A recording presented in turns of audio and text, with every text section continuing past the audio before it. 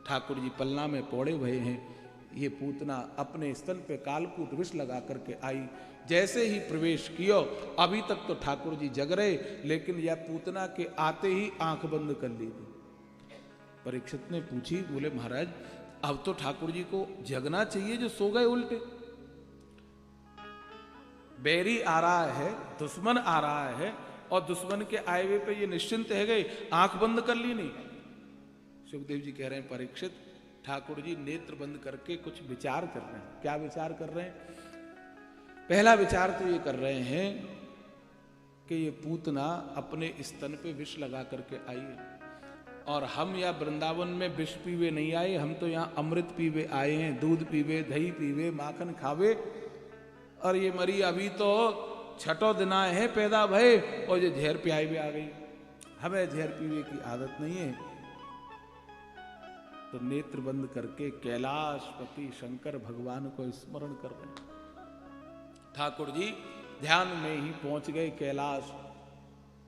कैलाश जब पहुंचे, भगवान शंकर ने देखो छोटो सा बालक कौन आ गया। गौर से देखिए, अरे ये तो वही प्रभु हैं जो अभी ब्रज में प्रकट हुए। जय जय कृपानाथ, आप यहां कैसे, क्या बात है?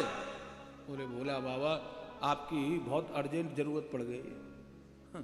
बोले महाराज मैं आपके क्या काम में आ सकता हूं, बताओ क्या आवश्यकता पड़ी? बोले देखो हम तो गोकुल में जालिए जन्म लेके आए, दूध पिएंगे, दही खाएंगे, माखन खाएंगे गौ माता को, लेकिन ये हमारी मौसी हमें जहर पिया भी आई है। महाराज हम दो चीजन को प्रेम से पी सकें, दूध दही को या फिर प्राणन को, क्योंकि प्राणपति तो हम ही है ना। तो हमें प्राण पीवे में नेक भी संकोच ना हो गए, दूध पीवे में संकोच ना हो गए, लेकिन जहर पीवे में संकोच हो गए।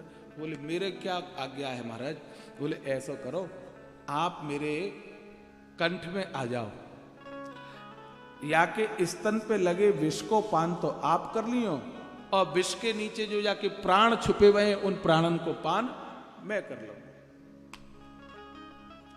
मैया जब गुस्सा है जाए छोरन पे बच्चन पे ज्यादा, मेरे प्राण पीवे को है गयो, ये प्राण पीवे को है गयो है, प्राण पी राखे जाने मेरे। तो ठाकुर जी भी कह रहे हैं, बोले हम प्राणन के लेवा हैं। तो नेत्र बंद करके भगवान शंकर को ध्यान कर रहे हैं। नेत्र बंद करके ठाकुर जी उन बालकन को ध्यान कर रहे हैं जिन बालकन को ये पूतना कृष्ण समझ करके मार आई है।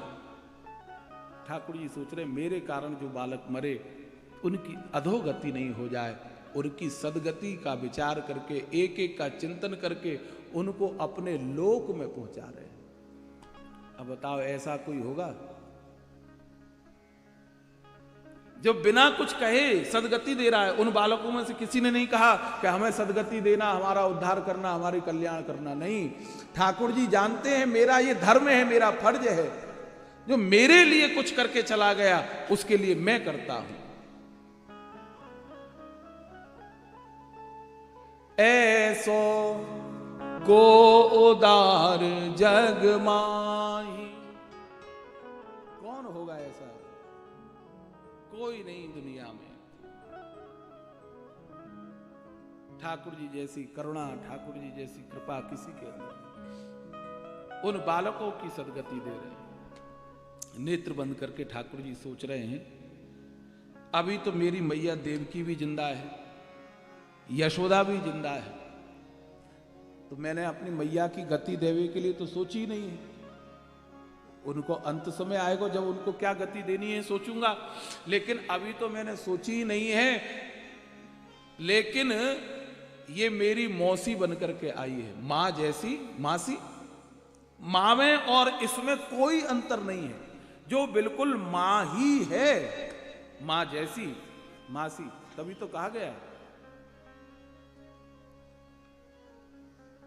तो बोले इसकी कौन सी गति हो जो दुश्मन बनकर के मारने आई है?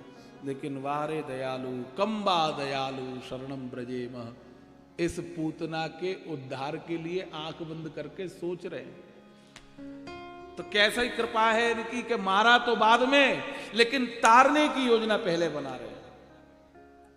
तो भैया प्रभु के पास कैसे भी चले जाओ, लाभ ही लाभ है।